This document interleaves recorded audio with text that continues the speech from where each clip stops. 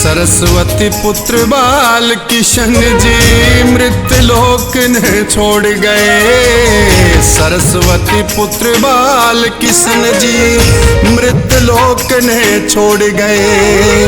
रोवे राग और शुभ के साज, रोवे राग और शुभ के साज वे सब नाता तोड़ गए, सब नाता तोड़ गए। सरस्वती पुत्र बाल किशन जी मृत्युलोक ने छोड़ गए।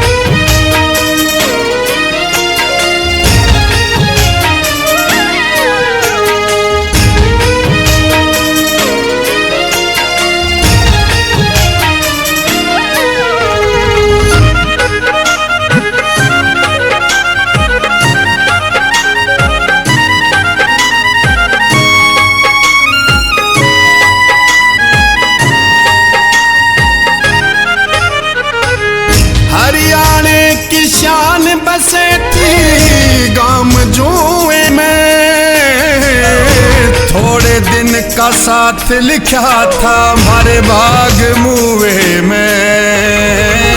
थोड़े दिन का साथ लिखा था हमारे भाग मुए में। सारी उम्र ना भूला जा इसे गम नाता जोड़ गए। रोवे राग और शुभ के साज, रोवे राग और शुभ के साज वे सब नाता तोड़ गए, सब नाता तोड़ गए। सरस्वती पुत्र बाल किशन जी मृत्युलोक ने छोड़ गए।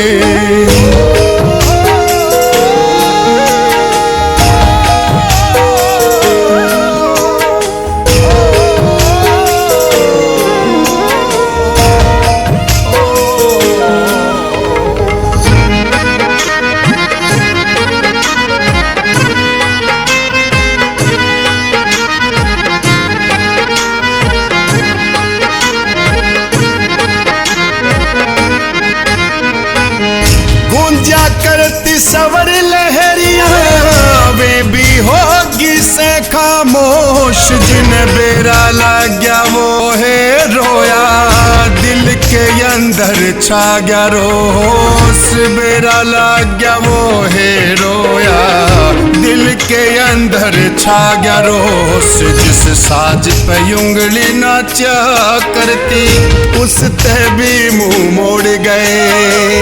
रोवे राग और शुभ के साज, रोवे राग और शुभ के साज वे सब नाता तोड़ गए, सब नाता तोड़ गए। सरस्वती पुत्र बाल किशन जी मृत्युलोक ने छोड़ गए।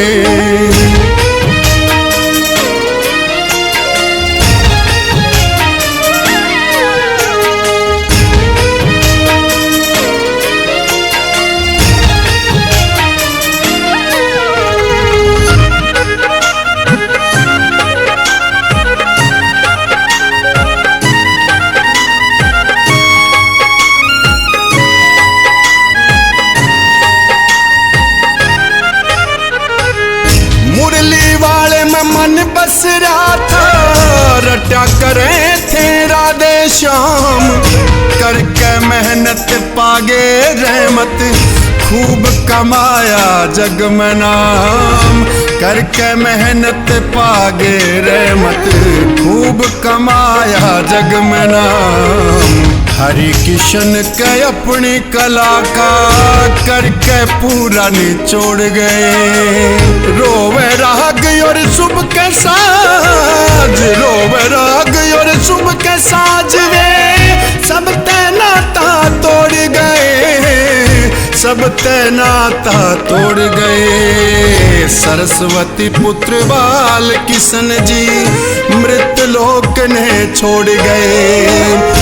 सरस्वती पुत्र बाल किशन जी मृत्युलोक ने छोड़ गए। सब नाता तोड़ गए, मृत्युलोक ने छोड़ गए।